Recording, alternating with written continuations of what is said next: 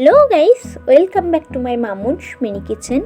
আজ কিন্তু আমি আপনাদের সাথে কোনো রান্নার ভিডিও শেয়ার করছি না। আমাদের কলেজ থেকে একদিনের জন্য একটা ছোট্ট ট্যুরের আয়োজন করা হয়েছিল, আর আমি কিন্তু সেটাই আপনাদের সাথে আজকে শেয়ার করছি। যদিও এটা আমার ভিডিওর কন্টেন্টের মধ্যে পড়ে না, তাও 392 জন মিলে আমার যে ছোট্ট ইউটিউব ফ্যামিলিটা রয়েছে, আমি সেটার কথা কীভাবে এত সহজে ভুলে যেতে পারি। তাই আমার ছোট ছোট আনন্দের মুহূর্তগুলো আমি আপনাদের সাথে শেয়ার করতে চেয়েছি, আর সেই জন্যই কিন্তু আজকের ভিডিওটা আমার আপলোড করা। আর আমরা যে ট্যুরিস্ট স্পটটাতে গেছিলাম ওটা কিন্তু আমরা বাসে করেই গেছিলাম। তো আপনারা দেখতেই পাচ্ছেন আমার বান্ধবীরা কিন্তু যেতে যেতে প্রচুর নাচ করেছে। তো এবার বলা যাক আমরা কোথায় গেছিলাম। আমরা গেছিলাম বাঁকুড়া জেলার অন্তর্গত বনলতা রিসোর্টে। জায়গাটা কিন্তু অসম্ভব সুন্দর, যেটা কিন্তু নিজের চোখে না দেখলে বিশ্বাস করা যাবে না। আজকের ভিডিওটা করার আমার একটাই উদ্দেশ্য, আমি শুধু আপনাদের দেখাতে চেয়েছি রিসোর্টের মধ্যে কী কী রয়েছে। আপনারা দেখতেই পাচ্ছেন এখানে কিন্তু অনেকগুলো সাদা ঘোড়ার চাষ করা হয়েছে, আর রয়েছে এখানে একটা গোয়াল। আর এই পাশে কিন্তু কর্মীদের জন্য রান্না করা হচ্ছে, যারা এই পুরো বাগানটার পরিচর্যা করছে। এখানে কিন্তু প্রায় 1500 মতো কর্মী কাজ করে। আর এইগুলো কি বলুন তো, এইগুলো হচ্ছে করকনাথ মুরগি। এগুলোর কিন্তু বাজারে প্রচুর দাম। আর ওই সাদা করকনাথগুলোকে দেখেছেন, ওরা কেমন ময়ূরের মতো পেখম মিলছে। আজকের এই ভিডিওটার মাধ্যমেই কিন্তু আপনারা বনলতা রিসোর্টের সম্পূর্ণ অংশটাই দেখতে পাবেন। তার কারণ আমি কিন্তু প্রতিটা জায়গা থেকেই বেশ কিছুটা করে ক্লিপ নিয়ে নিয়েছি। আর এই পাখিগুলোকে তো আপনারা প্রত্যেকেই জানেন, এইগুলো হচ্ছে এমু পাখি। এখানে কিন্তু বেশ অনেকগুলো এমু পাখিই ছিল। এবার এখানে দেখুন রয়েছে হলুদ ফুলকপি, আর বেশ অনেকটা অংশ জুড়ে কিন্তু রয়েছে গাঁদা ফুল। দেখতে পাচ্ছেন কিরকম ছোট ছোট হলুদ ফুলকপি হয়েছে। এবার আমি আপনাদের দেখাবো এমু পাখির ডিম। দেখতে পাচ্ছেন ওই গাঢ় সবুজ এমু পাখির ডিম, আর এই ছোট ছোটগুলো হচ্ছে কোয়েল পাখির ডিম। আর এখানে কিন্তু বেশ অনেকটা অংশ জুড়ে কিন্তু এখানে চারা গাছ তৈরির কাজ চলছে। দেখতে পাচ্ছেন ঠিক কত বড় একটা অংশ জুড়ে চারা গাছ তৈরির কাজ চলছে এখানে। আর ওটা কি বলুন তো, ওটা হচ্ছে অস্ট্রিচ পাখি, যদিও দেখতে কিন্তু অনেকটাই এমু পাখির মতোই। আর এখানটাতে দেখুন কি সুন্দর লাল লাল গাঁদা ফুলে ভরা।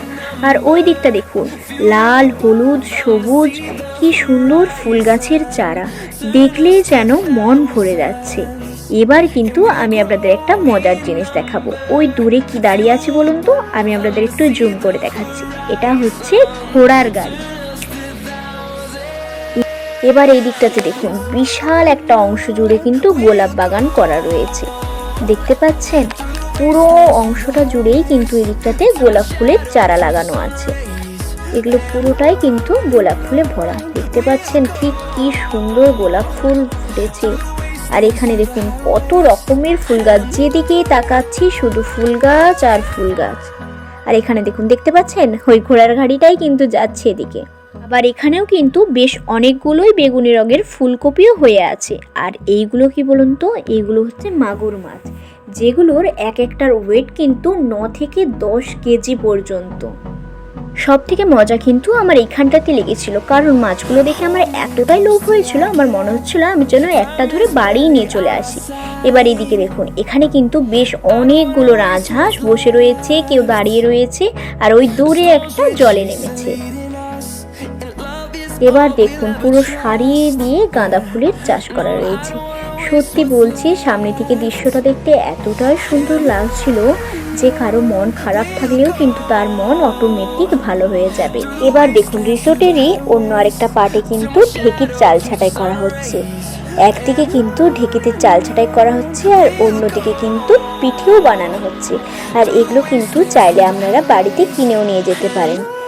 এবার চলে আসি একদম অন্তিম পর্ব, অর্থাৎ খাওয়া দাওয়ার পর্বে।